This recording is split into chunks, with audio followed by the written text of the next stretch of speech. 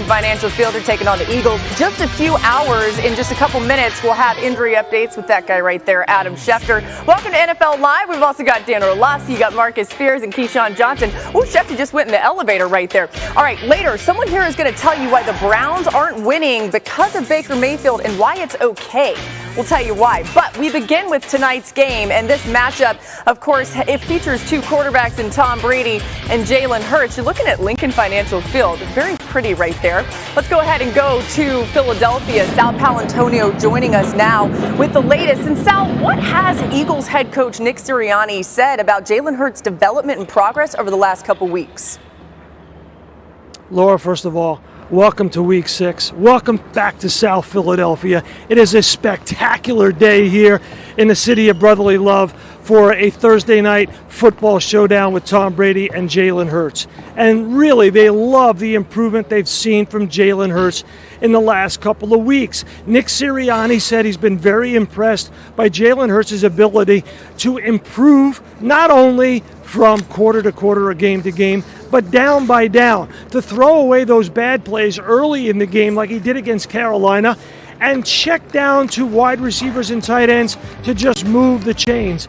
And then hit big plays like he did last week to Quez Watkins to open up the offense. They're very impressed with Jalen Hurts' ability to take command, take leadership, make sure he keeps the offense on schedule when everything is not going right. Remember, they are missing their starting right tackle and their starting left tackle. Now, Jordan Mailata has moved over to right tackle for Lane Johnson while he deals with that personal issue of his. And Mailata put it best. He said, you know what? Jalen Hurts is all bite and no bark. What does he mean by that? He means he's all business. He likes to take care of business on the football field. No complaints, no explanations, just do his job. Yeah, that's for those who have known Jalen Hurts for a while, Sal, that's how he's always been. Doesn't say a whole lot, but tries to prove it with his actions.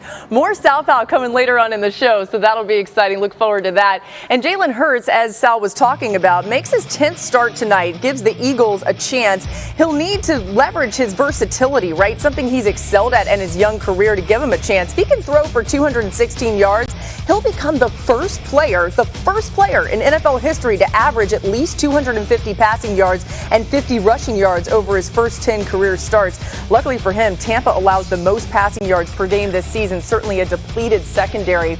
And Dan, I think the conversation around Jalen Hurts is always, is he enough, right? And even you hear those numbers, he's putting up some really good stats. What are the Eagles, though, getting enough out of him, getting the most out of him? Well, it seems like it doesn't matter. It seems like Jalen Hurts has to be better than 3 top 10 picks in next year's draft. Jalen Hurts isn't trying to prove to the Philadelphia Eagles that he can be a starting quarterback. That's the elephant in this room, is they got 3 picks in next year's top 10. That's the reality, is you can't just go, well, I'm good, because the Eagles are sitting there going, well, there might be some veteran quarterbacks that we've had our eye on that could be on the move next year, or if they want to go up to the number 1 pick, they got ammunition to go get it. And so Jalen Hurts is fighting this battle of trying to prove I'm better than what those 3 first-round picks can get you. But watching this offense, what's head-scratching about it is I don't think they're setting him up to play optimal success. I think they're setting him up for them to get a true evaluation of the type of player and person that he is. They've thrown the ball 3rd most in the NFL. If you asked me 5 weeks ago what this offense would look like, it would be a ground and pound, dominant offensive line, get the ball to your running backs. They're throwing the ball like they got Drew Brees at quarterback. That's the confusing aspect of this offense. Well, it's not really confusing because they're setting him up to have success. This is why he's having the success, Dan. I know you talked about the draft picks that they had, 3 draft picks, and the possibility that maybe he's playing for his future. Every player in the National Football League, unless you are a made man, you're playing for your future. I mean, that's the reality of it. And then you say, hey, well, maybe they can move up to the number 1 spot with those picks. Who are they going to draft? Because no college quarterback right now that I've seen, and you covered college, in college football is better than Jalen Hurts for the Philadelphia Eagles right now. The guy's averaging almost 270-plus yards passing. He got 7 TDs on the season. He's only threw 3 interceptions. That's not a lot. He's having a productive year. And I think as he grows within this new system, he would only continue to get better. As Laura says, there's always this, is he enough? and he only continues to go out there and show and display to people that say, oh, well, we don't know if he is. That's all he's been doing. Yeah, a reminder, too, that if Carson Wentz plays 75% of the snaps for the Colts, that's where the other, right, we saw that earlier. Quickly, Dan, is there a quarterback that they could draft, the Eagles could draft, that would be better than Jalen Hurts right now in the college game? Malik Willis from Liberty looks pretty good. I haven't studied them all, but he's a really, really talented guy. But again, there's some veterans that are going to be part of this conversation as well. Yeah, well, that's another good point. All right, Marcus, when you think about Hurts tonight, though, specifically, in an opportunity to prove some things, it's really important to notice who he's going up against in this Tampa Bay defense.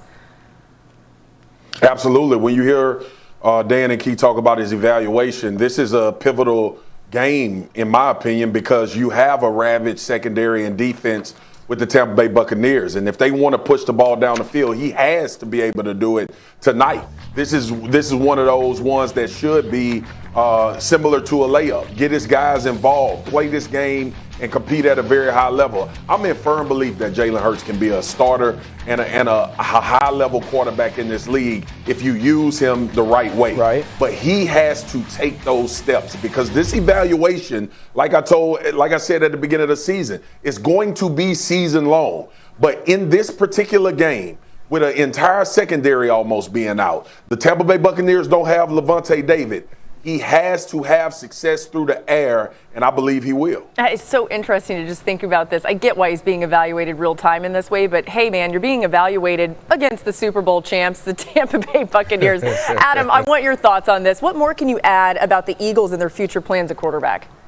Well, Laura, last offseason, the Eagles were linked to a lot of different quarterbacks that could be available, and there's no team that is better positioned to make a move at quarterback this upcoming offseason than the Philadelphia Eagles. It doesn't mean they will or they won't. It just means that they have the most ammunition of any team in the league to do whatever they want at quarterback. And there's been a lot of discussion this offseason about how Aaron Rodgers could be free, Russell Wilson could be free, all the quarterbacks in the draft. There's a lot that's going to happen at the quarterback position this upcoming offseason. And again, you come back to the Eagles, who right now would have 3 picks in the top 10. That's a lot of firepower to go do whatever it is that you decide that you want to do. And their evaluation of Jalen Hurts over the course of this entire season will wind up playing into what they do this upcoming offseason. Yeah, if they decide to stick with Hurts, you think about some of the players they could surround him with in the draft and beyond. Of course, lots of big names on the injury report tonight. Adam, tell us what we should know. Let's start with Rob Gronkowski.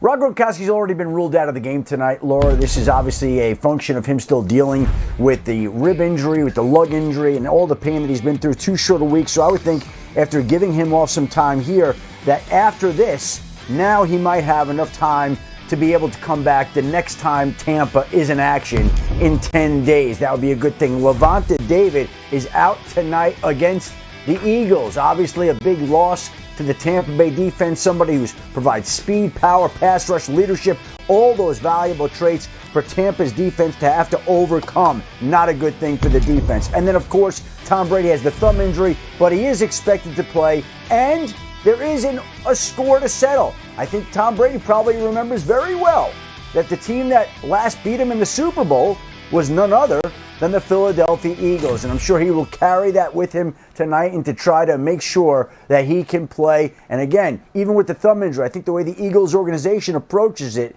is that this guy plays with everything. He's a Terminator. It doesn't matter what he has wrong. He's just going to keep coming at you. Yeah, I think that's pretty accurate. We're just about 4 hours away from the start of Week 6. More Adam coming your way, and we're just getting started here on NFL Live.